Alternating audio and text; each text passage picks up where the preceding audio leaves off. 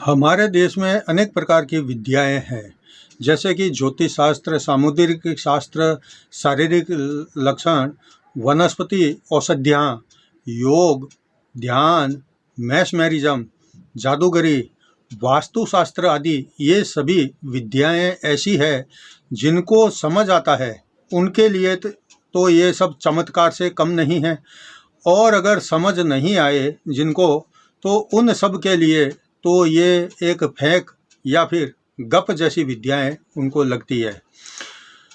लेकिन सच तो यह है कि ये सब भारतीय पुरातनी विद्याएं ऐसी है जिनके बारे में सही सही ज्ञान रखने वालों की संख्या बहुत कम है, और जिनको ज्ञान है वो हमेशा लोगों की सेवा सहायता अपने ज्ञान से करते आए हैं, चाहे वो लेखन के माध्यम से या फिर वीडियो आदि बनाकर सबको जानकारी देते हैं।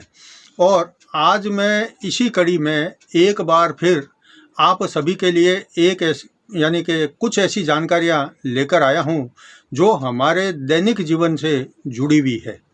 अगर आप इसको समझेंगे और अपनाएंगे तो ये बहुत अच्छा आपके लिए एक नया अनुभव भी होगा, और समझने के लिए मेरा यह जो पूरा वीडियो है आपको बहुत ध्यान से देखना भी होगा, और जो एक एक शब्द है उसको ध्यान से सुनना भी पड़ेगा।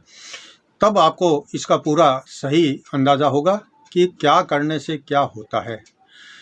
मैं यति महाराज आप सभी दर्शकों का दैनिक यति राशिफल चैनल में हार्दिक स्वागत करता हूं। आज मैं आपको आपके घर में अगर धन की समस्या चल रही है तो कुछ अच्छे उपाय बताऊंगा, जिससे आपके घर में आर्थिक समस्या हो तो उसका निवारण खुद थोड़े समय में ही आप कर सकते हैं। आगे बढ़ने से पहले मैं आपसे निवेदन करना चाहता हूं कि अगर आपने अभी तक मेरे चैनल को सब्सक्राइब नहीं किया है तो सबसे पहले लाल बटन दबाकर इसको सब्सक्राइब करें और फिर घंटी के बटन को भी दबाएं, ताकि जैसे ही मेरा कोई नया वीडियो पोस्ट होता है तो तुरंत आपको सूचना मिल जाए और आप उसको सबसे पहले देख सकें। इसके अलावा अगर आप मेरे से फ़ोन पर बातचीत करना चाहते हैं तो नंबर आप स्क्रीन के ऊपर देख रहे हैं 9462575291। इस नंबर पर आप मुझे केवल रविवार को सुबह 9 बजे से 11 बजे के बीच में फ़ोन करके बातचीत कर सकते हैं, या कोई एक ज्योतिषीय सवाल भी पूछ सकते हैं। अब बढ़ते हैं आगे और देखते हैं कि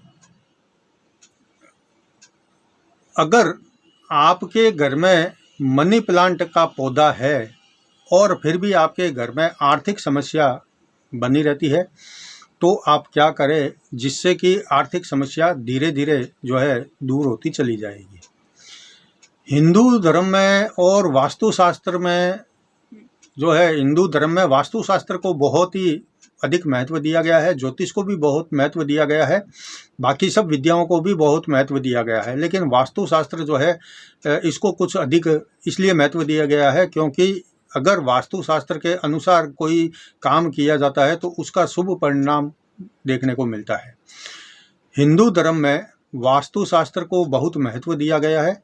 वास्तुशास्त्र घर में कई ऐसी चीज़ों के बारे में बताया गया है वास्तुशास्त्र में जो हमारे घर में सकारात्मक ऊर्जा का संचार बढ़ाने का काम करती है। आज मैं आपको एक ऐसे पौधे के बारे में बताऊंगा जिसे घर पर लगाने से आपकी आर्थिक स्थिति पर इसका सीधा प्रभाव पड़ सकता है। बहुत सारे लोग ऐसे हैं जो घरों में सजावट के लिए मनी प्लांट का पौधा लगाते हैं। इस पौधे की खासियत यह है कि ये पौधा मिट्टी और पानी दोनों में ही पनपता है या फलता फूलता और फैलता है। वास्तुशास्त्र के अनुसार मनी प्लांट लगाने से घर में पॉजिटिव एनर्जी का संचार होता है। वास्तुशास्त्र में मनी प्लांट को लेकर के कई उपाय बताए गए हैं। इन उपायों को करने से हमें कई लाभ मिलते हैं। वास्तुशास्त्र के अनुसार मनी प्लांट लगाने से घर में पॉजिटिव एनर्जी का संचार होता है। वास्तुशास्त्र में मनी प्लांट को लेकर बहुत सारे उपाय बताए हैं। इन उपायों को करने से हमें कई लाभ मिलते हैं। वास्तुशास्त्र के अनुसार मनी प्लांट को घर में लगाने से लक्ष्मी का वास होता है। मान्यता है कि मनी प्लांट का संबंध शुक्र से होता है। ऐसे में मनी प्लांट को घर में लगाने से सुख समृद्धि का वास होता है। वास्तु के अनुसार मनी प्लांट के पौधे में अगर लाल रंग का धागा या जो लाल रंग का मोड़ी होती है, कलावा होता है, उसको बांध दें तो यह शुभ माना जाता है। ऐसा करने से घर में सभी तरह की समस्याएं दूर होती है और आप खूब तरक्की करते हैं। लाल धागा बांधने से मनी प्लांट का पौधा तेजी से बढ़ने भी लगता है। किसी भी शुक्रवार को सुबह शुद्ध होकर महालक्ष्मी माता की पूजा आरती करने के बाद में एक लाल रंग का धागा या फिर जो मोड़ी आती है, हाथ में कलावा बांधा जाता है, उसको लेकर के उस पर कुमकुम से पूजा करके इस मोड़ी या लाल धागे को मनी प्लांट के चारों ओर लपेट दें। दूसरी बात ये कि मनी प्लांट अगर आपने दक्षिण और पूर्व के बीच में लगाया है तो ही इसका शुभ फल जो है आपको मिलेगा। अन्य दिशाओं में कभी कभी ये अशुभ तो ज़्यादा फल नहीं देता, लेकिन उतना तरक्की नहीं करता। ऐसे ही कई बार हमें सड़क पर जाते समय सिक्का या नोट मिल जाते हैं और ये सिक्का मिलना बहुत शुभ संकेत है।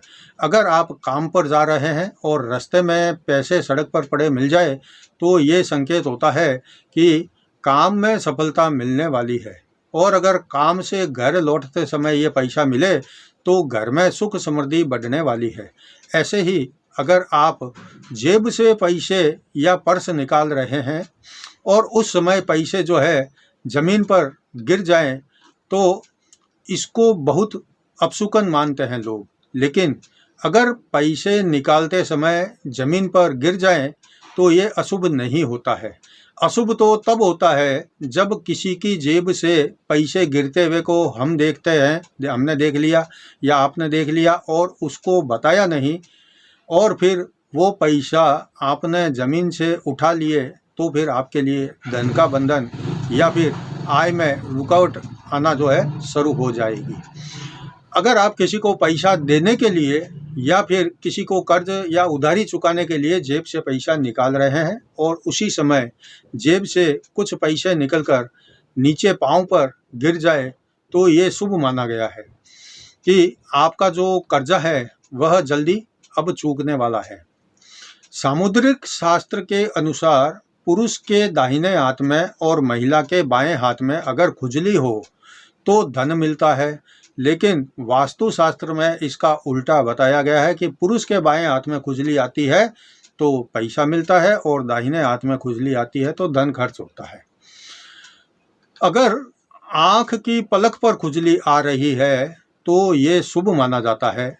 अगर पाँव में खुजली आती है तो यात्रा का योग बनता है।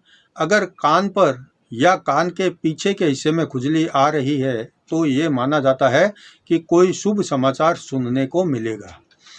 रास्ते में चलते चलते अचानक चप्पल या जूते का तलवा या उसका कस्सा, बेल्ट आदि जो भी है अपने आप अलग हो जाए या टूट जाए तो ये अशुभ माना जाता है। हालांकि पुरानी चप्पल या पुराने जूते पर यह बात लागू नहीं होती है। ये बात नए जूते और नए चप्पल पर लागू होती है और माना जाता है कि आने वाले दिनों में कुछ समय के लिए किसी अनजान संकट का सामना जो है आपको करना पड़ेगा। इसके अलावा अगर नींद ज़्यादा आती है, अकस्मात ही किसी अपाहिज या किसी गरीब आदमी, निर्धन आदमी और गंदे दिखने वाले आदमी से आपका झगड़ा हो जाता है, या मकान का अचानक कोई हिस्सा गिर जाता है, लोहे से चोट लग जाती है, पालतू जानवर जैसे काला कुत्ता, काली गाय, काली भैंस, काली बकरी या काला मुर्गा आदि मर जाना, ये सारे बुरा समय शुरू होने के संकेत शास्त्रों में बताए गए हैं। यह था आज के वीडियो में कुछ शुभ और कुछ अशुभ बातों की जानकारी। अगर आपको वीडियो पसंद आया है तो इसे लाइक करें और नीचे कमेंट बॉक्स में हरिओम अवश्य लिखें। कल मैं आपको 24 से 30 मार्च तक का साप्ताहिक राशिफल बताऊंगा। तब तक जय जिनेंद्र।